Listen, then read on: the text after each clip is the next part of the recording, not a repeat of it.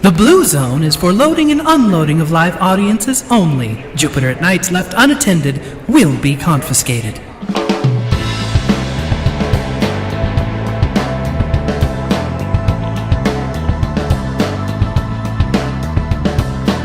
Good evening, everyone, and welcome to Jupiter at Night. My name is Chris. And my name is Jeremy. You know what, Jeremy?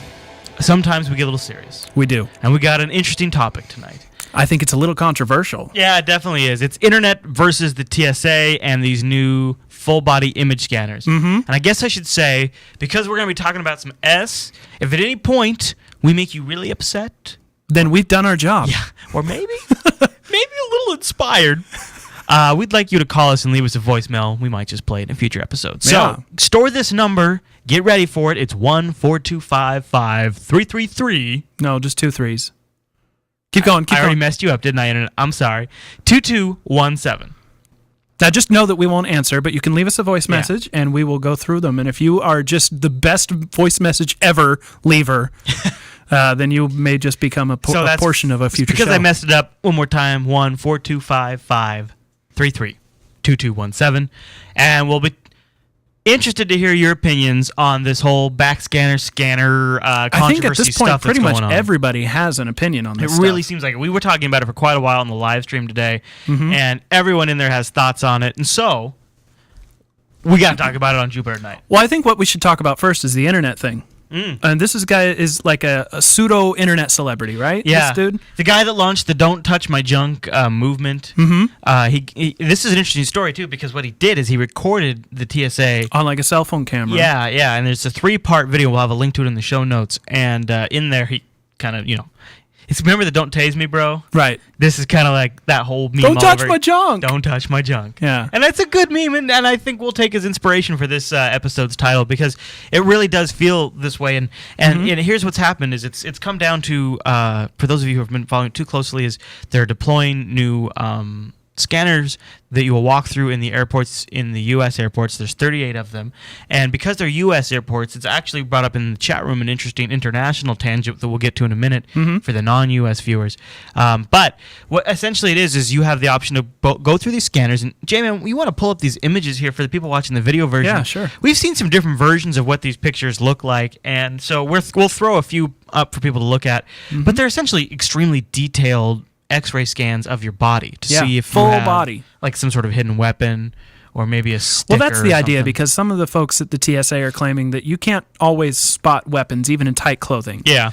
And so it might be a better idea to have some sort of scanner. Like this is basically an X-ray scanner. It is. Mm-hmm. So it'll bounce off metallic objects like weapons, but it won't go through skin. Right. So it's been tuned. It's been tuned so that, and this is actually an area of controversy too, but it's been tuned so that it reflects right off the skin. Now, but it'll penetrate directly through any layers of clothing that you're wearing, which is very fascinating. Yeah. And I think this actually had either some early military history to it, or it might have even been. I think you mentioned that you read somewhere that some of it's been used in some border patrols and things. Well, like this that. picture that you're showing on the video version right now, it does look like this could potentially be a border crossing detection. Totally. Yeah, absolutely. Yeah. Now the main concern is you have 2 basic options with these scanners, and you either go through them and get naked, or you have to go through what's called an enhanced pat down, where you basically your junk gets cupped. A little bit of gropage. Yeah, maybe your balls get played with a little bit, or your cooter gets a good pat if you're on the lady side. The point is that they have enhanced their pat down because they've also enhanced the other side of the thing. So it's either you go through these scanners that pretty much everybody gets to see your junk, or you get your junk felt. Right. And I also have a concern not just from the... Oh, wait, real quick, because the alternative to both of those, $10,000 fine. Oh, yeah, if you even enter the security area. Yeah. So a lot of people in the chat room, one of the common points is, well, you do have a choice. You don't have to fly. Of course, you could walk. Now, what if you just don't happen to be watching Jupiter at Night, so you don't know about these things, and so you show up at the airport and you enter the security area. You got your ticket. You moved your bags and you're in line, and you're whatever this area is defined as. I don't know if it's clearly identified in an airport or not. And nobody's told us whether or not there are clearly marked signs or anything either. But once you've entered this area, your 2 options are scanner, pat, or to leave under this third option, which you have to fight for. And there's video of this guy that tried to do this, and we have a link for that. You have to fight for your right to leave, and they'll say you can leave under duress, but then they have the right. The TSA has the right to investigate you. Apparently, and I guess with 56,000 employees, the TSA has some room to go out and do some of these types of things. 56,000 employees. That's huge. The TSA has only been around since 2001. Yeah. And already just this gigantic, monstrous corporate. Yep, it was an act passed that was signed by President Bush in 2001, and since then, 56,000 employees. In fact, some would say that just thanks to the TSA alone, that the White House has been able to shave a little bit off that overall unemployment rate because they've been able to allocate them look so a many little people. better. Yeah, so yeah. But now here's this angle. I don't really care if people see me naked. Well, yeah. I mean, really? Right? Come on. You're on the internet. I'd love to do it right now, but I think I'd lose too many viewers. I love being naked. I don't have a problem with being naked. What I have a problem with is X-ray getting blasted at my skin. And this is an issue for me. Yeah, well, this is a health concern. This is actually so much of a health concern, and they're trying to pass it off, saying that we're actually submitted to more X-rays or more radiation while just in a normal flight than you're submitted to during these scans. Right. There's a couple of differences, though. Maybe be true, but first of all, I don't like that. I don't want to be. No. Why isn't there a big sign above the airplane that says, "Hey, by the way, this is kind of like a microwave oven when you're up in the sky"? But Maybe that's a topic for another day. Yeah, we'll put that one on the shelf. Maybe look at it later. No, the problem with these backscatter scanners is that they're specifically tuned to go to the skin. So unlike the less finely tuned X-rays that are coming wherever you're at, right now from the sun I'm sure there's some coming from the sun right now. Probably. Maybe not now. No, in that wily sun. But the fact of the matter is Jupiter at night, right? The fact of the matter is these are finely focused, and this is where some people have chimed in. In fact, including John Hopkins from the University School of Medicine, he told the Associated Press that no exposure to X-rays is considered beneficial. I believe that. And let's pause on that. There is no exposure that is ever considered beneficial. There's no way to have even the natural X-rays. Level of exposure that we're right. Yeah. So any introduction of X-rays to your body is bad. Yeah. So these scanners are being deployed by the TSA, a federal agency of the United States government, which are scientifically proven to be bad for you. Now, let me restate again that your only choice alternative to this is to be felt up in a very aggressive manner or to not fly and possibly incur criminal charges and or a fine. If you leave the area under duress. Yeah. Yeah. Now, so he goes on to say hell of a choice.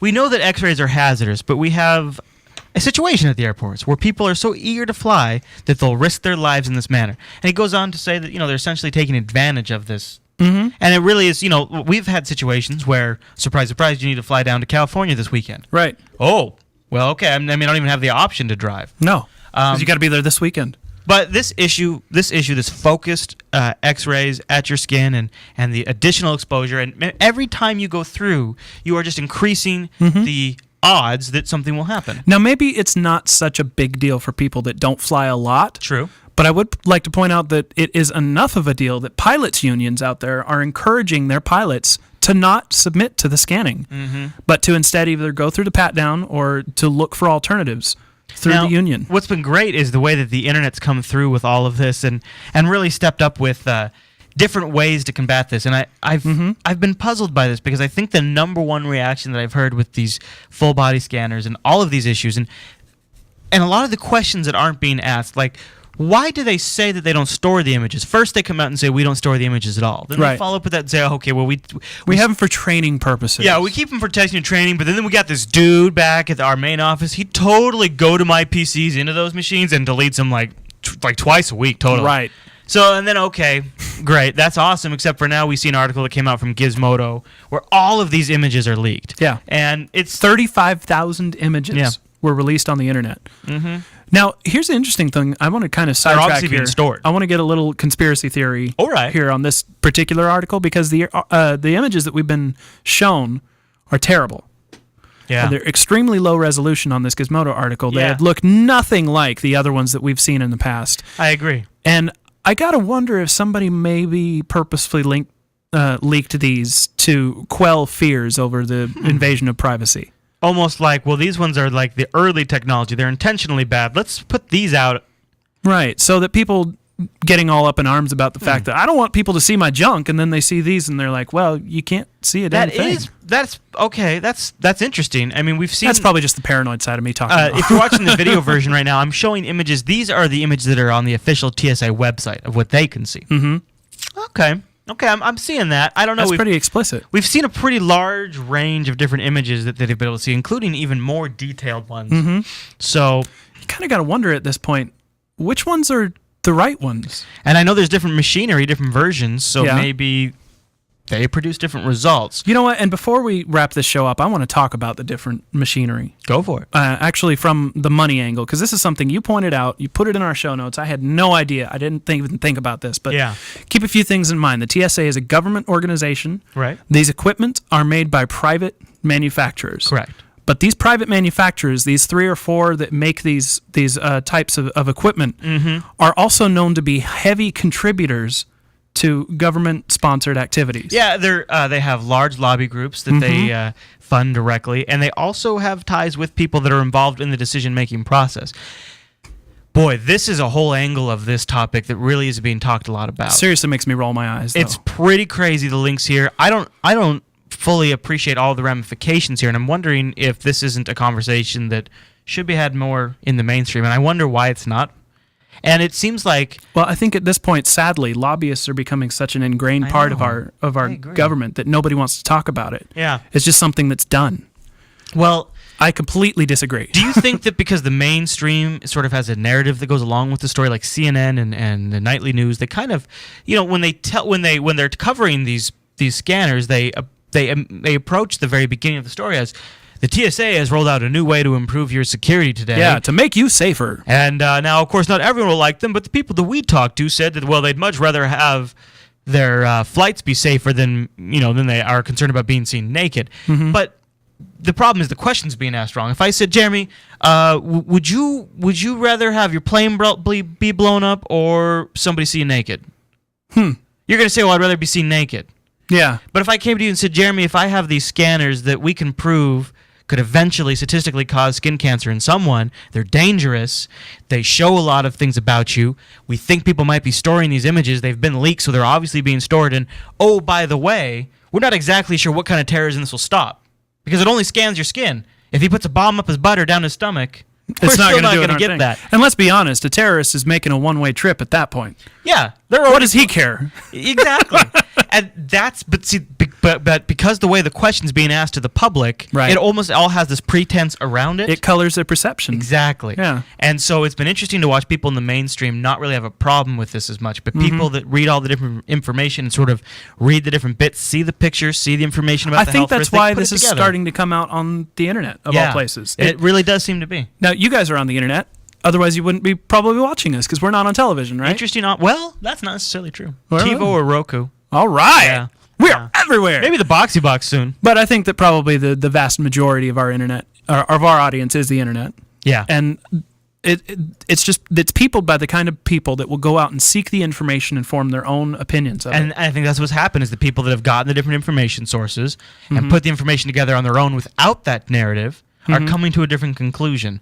And I guess it's not all for loss, though. Maybe we'll end this episode on a bit of a good high note here.